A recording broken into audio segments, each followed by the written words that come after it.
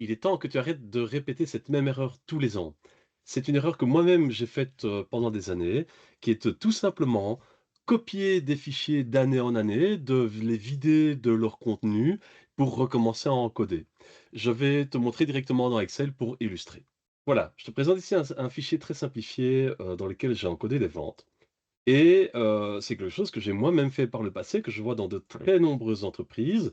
C'est que déjà, première erreur, les ventes sont, réparties par mois dans le fichier, donc dans des feuilles différentes, au lieu d'être toutes regroupées ensemble. Et le deuxième souci, c'est que bien souvent, je vois qu'en début d'année, les personnes vont faire un enregistrer sous, vont remplacer simplement le nom par le nom de la nouvelle année, et puis vont venir effacer toutes les données pour pouvoir recommencer, donc pour avoir un template entre guillemets «propre et prêt pour l'année suivante». Alors ça, c'est, un travail totalement inutile parce que, ça veut dire de répéter des opérations tous les ans. Or, les opérations répétitives sont inutiles.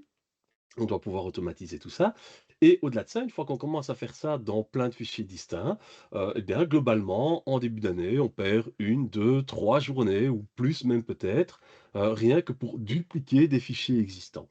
C'est donc quelque chose que je t'invite à arrêter immédiatement et je vais te montrer par quoi tu devrais remplacer cette pratique.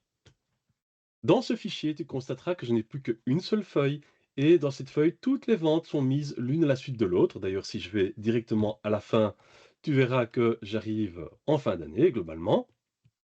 Donc ça, c'est déjà une bonne première chose, parce que ce sera beaucoup plus simple pour, synthétiser. La deuxième chose que je t'inviterai à faire évidemment ici, c'est de transformer ça en tableau. Alors je vais faire le raccourci clavier plutôt que d'aller dans le menu insertion et choisir tableau. Donc le raccourci clavier dans Excel en français, c'est CTRL plus L. Je valide. Et donc la bonne pratique maintenant, ce sera quoi? Ce sera simplement de venir continuer à encoder les nouvelles ventes à la suite. Alors, pourquoi? Simplement parce que l'avantage d'avoir tout dans un seul et même tableau, c'est que ça me permet de synthétiser ça dans un tableau croisé dynamique très facilement. Donc, je vais insérer un tableau croisé dynamique dans une nouvelle feuille et admettons que je voudrais voir les montants totaux par client. Je vais regrouper par date et là-dedans, je vais changer, je vais prendre par année. Donc, j'ai groupé la sélection en année, j'ai pas besoin des autres infos ici. Voilà. Et donc l'avantage de ça, c'est que finalement, une fois que c'est mis en place, j'ai plus rien à faire, hein. J'ai pris ce rapport-ci tout comme j'aurais pu en prévoir un autre. Donc évidemment, idéalement, je devrais, changer les formats, que ce soit un petit peu plus présentable, voilà. Je vais mettre en comptabilité. Je pourrais faire plein d'autres choses, et donc là, je vais pouvoir alors avoir une synthèse par année et donc c'est-à-dire que je vais pouvoir comparer les années très facilement. J'ai même quelques petites astuces de tableau croisé qui me permettront de rendre ça beaucoup plus, pertinent. Oui, mais tu vas me dire: «C'est bien gentil tout ça Jean-Michel, mais une fois que je vais, utiliser ce tableau-ci pendant de nombreuses années, je vais commencer à me retrouver avec plein de colonnes là qui me servent absolument à rien, parce que j'aurais donné trop anciennes et que globalement, outre l'année en cours, si j'ai les 2 années précédentes, pardon, ça me suffit amplement». Et donc dans ce cas-là, ce que je te suggère, c'est de rajouter à ton tableau croisé dynamique un élément de filtre de type chronologie qui te permet après d'avoir une ligne du temps dans laquelle tu pourras indiquer quelle période tu veux voir. Alors là, pour le moment, je n'ai qu'une année, donc je vais faire apparaître les trimestres plutôt que les années, mais je pourrais très bien dire ici, voilà, je ne veux qu'un trimestre ou je veux les 2 derniers, peu importe.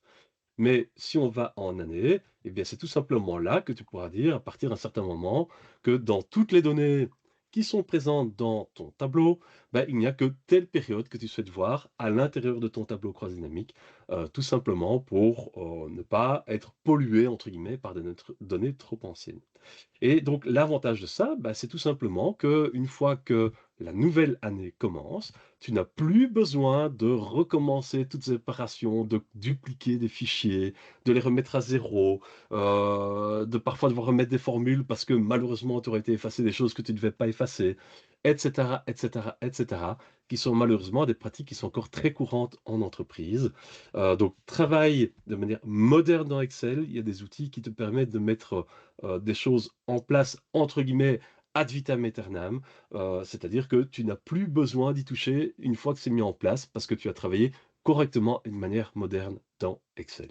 Voilà donc qui va te permettre, je l'espère, de gagner du temps de manière récurrente chaque début d'année grâce à ces nouvelles bonnes pratiques que tu vas, j'en suis certain, mettre en place, car maintenant, c'est à toi de jouer.